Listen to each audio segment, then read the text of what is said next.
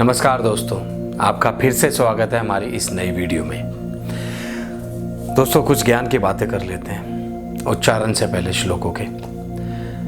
मैंने कहीं पढ़ा था, पता नहीं ये मैंने किसी बुक में पढ़ा या किसी पुराण में पढ़ा या व्हाट्सएप के किसी मैसेज में पढ़ा। ये चीज़ अगर नहीं भी लिखी है तो भी ये चीज़ मुझे सही जान पड़ी, तो उस चीज़ को शेयर करूँगा आपके सामने। कि एक बार की बात है, विष्णु भगवान बड़े परेशान थे, चिंतित थे। क्यों चिंतित थे? क्योंकि पुराने ज़माने में, पुराने काल में जब मनुष्य को कोई भी चिंता होती थी या किसी भी दुख से वो पीड़ित होता था तो सीधा भगवान के पास चला जाता था कि भाई मुझे ये चिंता है, ये टेंशन है, ये सब है। तो लाखों मनुष्य थे उस समय भी, तो हर समय कोई ना कोई जाता ही रहता। तो विष्णु भगवान थोड़े से परेशान हो गए और परेशान होकर वो सभी देवताओं के सामने इस बात का जिक्र कर रहे थे, बता रहे थे। भगवान शिव भी थे वहाँ पर कि मैं बड़ा परेशान हो गया हूँ, हर समय कोई ना कोई अपना दुख पीड़ा लेकर आता रहता है और मैं अपनी तपस्या भी नहीं कर सकता। जो लेट के करते ना, लीन रहते, एक तरह की तपस्या ही होती है उनकी वो, तो मैं वो भी नहीं कर सकता। तो मुझे कुछ ऐसा स्थान बताओ, ऐसी जगह बताओ कि जहाँ आसानी से कोई मनुष्य ना आ पाए और उसको बहुत ज़्यादा मेहनत करनी पड़े वहाँ तक पहुँचने के लिए। क्योंकि भगवान तक पहुँचने के लिए तो मेहनत लगती है ना। सीधे आप मुँह उठाओगे, सीधा भगवान के पास चले जाओगे कि जैसे आप पापा के पास जाते हो, पापा मुझे दिक्कत है तो हमारे भी पापा ही, वो सबके जगत के पिता हैं वो। तो आप ऐसे मुँह उठा के नहीं जा सकते भगवान के पास। तो शिव जी ने और देवताओं ने उन्हें कहा कि आप पाताल में चले जाइए। विष्णु भगवान बोले मनुष्य तो वहाँ भी पहुँच जाएगा, थोड़ा सा उसको मेहनत लगेगी, वो वहाँ भी पहुँच जाएगा। उन्होंने किसी देवता ने कहा कि आप आकाश में चले जाइए। विष्णु जी बोले एक ना एक दिन मनुष्य वहाँ भी पहुँच जाएगा। तो शिव भगवान बोले आप हिमालय पर्वत पर चले जाइए। विष्णु जी बोले कितना समय लगेगा, मनुष्य तो वहाँ भी चढ़कर पहुँच जाएगा। पहुँचे ही रहेंगे तो हर जगह मनुष्य तो, क्योंकि इनकी पीड़ा तो ख़त्म नहीं होगी, कहीं ना कहीं से ढूंढ ही लेंगे। तो सूर्य देव जी ने बोला अचानक कि आप एक काम करिए, आप मनुष्य के हृदय में, दिल में बस जाइए, तो वो आपको ढूंढ नहीं पाएगा। तो विष्णु जी बोले कैसे? सूर्य भगवान बोलते हैं ऐसा नहीं है उन्हें ज्ञान नहीं है, विष्णु भगवान को सब ज्ञान है, सब भगवानों को सब ज्ञान है। ये एक तरह का उदाहरण है। कहीं लिखा हुआ भी होगा तो बहुत अच्छी बात है, नहीं भी लिखा हुआ होगा, किसी ने बनाई है बात, तो भी ये उदाहरण बहुत अच्छा है, समझने की बात है। इसके सार को समझिएगा कि भगवान अगर विष्णु भगवान आप मनुष्य के हृदय में रहेंगे तो वो दुख पीड़ा में कितना भी हो, वो आपको जगह जगह ढूंढेगा, आकाश में, पाताल में, हिमालय पर, हर जगह ढूंढेगा। परंतु जब तक वो हृदय से आपको याद नहीं करेगा, आपका अनुसरण नहीं करेगा, आपके दर्शन उसे नहीं होंगे। तो जो मनुष्य सच में आपका दिल से, हृदय से आह्वान करेगा, आप उसकी पीड़ा सुलझाएंगे। ऐसे तो आप मनुष्य कोई भी पीड़ा में होगा, मुंह उठाएगा, आपके पास आ जाएगा। परंतु ये जो मैं आपको तरीका बता रहा हूँ, आप मनुष्य के हृदय में चले जाइए, वहाँ समा जाइए। तो विष्णु भगवान कहते हैं तो बड़ा सही उपाय है। उन्होंने वो उपाय सही समझा और मनुष्य के हृदय में जाकर बस गए। तो मेरे ख्याल से आप समझ गए होंगे मेरा कहने का तात्पर्य क्या था। मेरा कहने का तात्पर्य क्या था कि विष्णु भगवान या कोई भी भगवान है, वो हमारे हृदय में अंदर बसते हैं। तो हमें उन्हें अंदर ढूंढना है, दिल से पूजा करनी है, हृदय से पूजा करनी है, उनका अनुसरण करना है। तो हमारे कष्टों का निवारण भी वो करेंगे, आएंगे। यहाँ से बात होगी ना, जब निकलेगी तो भगवान भी सुनेंगे। तो दोस्तों, आज के लिए पता नहीं ये चीज़ कहीं लिखी हुई थी, नहीं लिखी हुई थी, मैंने आपको इसका उदाहरण दिया। आपको अच्छी लगी होगी तो मुझे कमेंट सेक्शन में बताइएगा। अब बढ़ते हैं श्लोकों के उच्चारण की ओर। तो बढ़ते हैं श्लोक नंबर 29 की ओर। प्रकृते गुण सम्मूढ़ा सजन्ते गुण कर्मसु तान कृतन विदो मंदान कृतन विन्न विचालयेत। इसका भावार्थ ये है कि प्रकृति के गुणों से अत्यंत मोहित हुए मनुष्य गुणों में और कर्मों में आसक्त रहते हैं। उन्हें ना तो पूर्णतया समझने वाले होते हैं। ऐसे मंदबुद्धि अज्ञानियों को पूर्णतः जानने वाला ज्ञानी विचलित ना करे।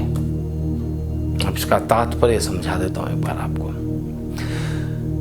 प्रकृति के गुणों से जो अत्यंत मोहित मनुष्य होते हैं, जो भी प्रकृति में चीजें हैं उनसे जो भी आकर्षित मनुष्य या जो भी मानव है, वो उनके गुणों में और कर्मों में ही आसक्त रहते हैं, उन्हीं से अट्रैक्ट रहते हैं। प्रकृति से जो भी चीज़ है जुड़ी हुई, गुण है या कर्म है, उनसे वो मनुष्य आसक्त रहते हैं, उनकी तरफ अट्रैक्ट रहते हैं। तो उन मनुष्य को समझाने की कोशिश ना करें, क्योंकि वो मंद बुद्धि वाले अज्ञानी पुरुष होते हैं। उन्हें समझाने की कोशिश ना करें। कौन समझाने की कोशिश ना करे? जो कि पूर्णतः मनुष्य होता है, जो कि इन प्रकृति के गुणों की तरफ आसक्त नहीं होता, जो कि आकर्षित नहीं होता, जो कि ज्ञानी होता है। वो मनुष्य ऐसे लोगों को जो कि आसक्त रहते हैं, जो कि आकर्षित रहते हैं प्रकृति के गुणों की तरफ, उन लोगों को ज्ञानी मनुष्य डिस्टर्ब ना करें, विचलित ना करें, कंफ्यूज्ड ना करें। उनको जैसा है लगे रहने दो।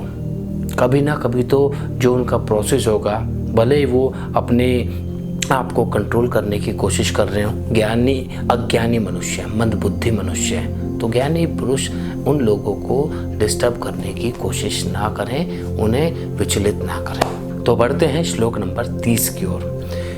मयि सर्वाणि कर्माणि संन्यस्याध्यात्म चेतसा निराशी निर्ममो भूतवा युद्धस्य विगत जोर है। इसका भावार्थ ये है कि मुझ अंतर्यामी परमात्मा में लगे हुए, मुझ अंतर्यामी परमात्मा कौन? श्री कृष्ण कहते हैं, अपने आप को संबोधित कर रहे हैं यहाँ पर कि मुझ परमात्मा में, मतलब मेरे में लगे हुए चित्त द्वारा संपूर्ण कर्मों को मुझ में अर्पण करके, आशा रहित रहकर, ममता रहित रहकर, संताप रहित रहकर युद्ध कर।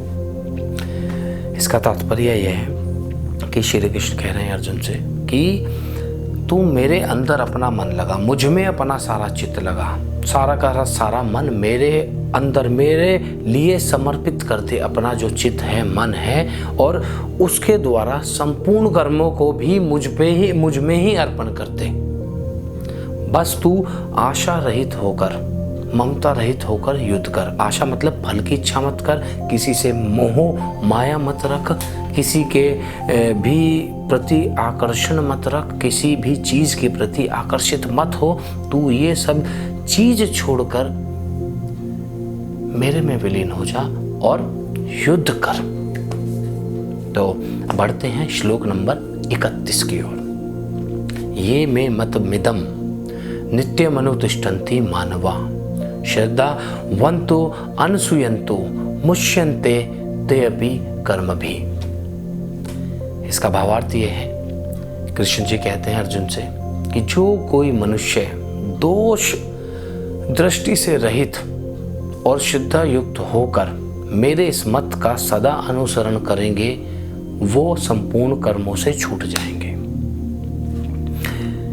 इसका तात्पर्य यह है, कृष्ण कह रहे हैं अर्जुन से कि जो भी मनुष्य किसी भी प्रकार की दोष दृष्टि नहीं रखेंगे। दोष दृष्टि मतलब लोग निकालते रहते हैं कमियां भगवान के अंदर, कि हर चीज़ में दोष निकालते रहते हैं, ये सही नहीं है, ये गलत है, ये ऐसा है, ये वैसा है।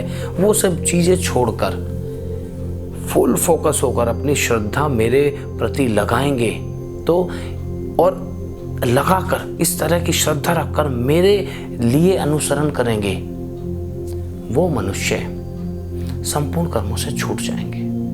मतलब उनके लिए जो भी दुनिया में कर्म होंगे वो उन सबसे मुक्ति पा जाएंगे, दोष रहित होकर, कोई दोष ना लगाए, कोई दुख की, राग की, कलेश की, किसी भी तरह की बात ना करे और मेरे प्रति श्रद्धा युक्त होकर मेरा अनुसरण करे, और वो इंसान हमेशा अपने कर्मों के बंधन से मुक्ति पा जाएगा।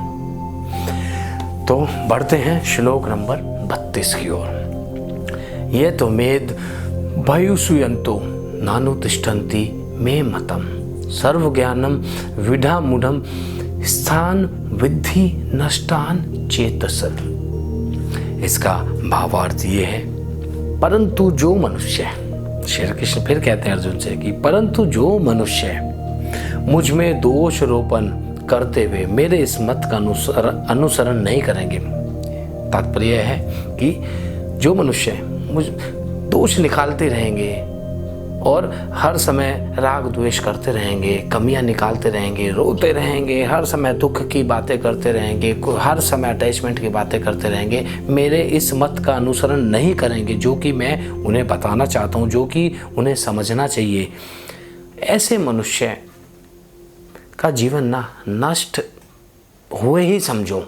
संपूर्ण ज्ञानों में मोहित रहेंगे ऐसे मनुष्य। हर ज्ञान में उनका एक आकर्षण रहेगा कि ये ज्ञान है तो मुझे ये मिल जाएगा, ये चीज़ होगी तो मुझे वो मिल जाएगी।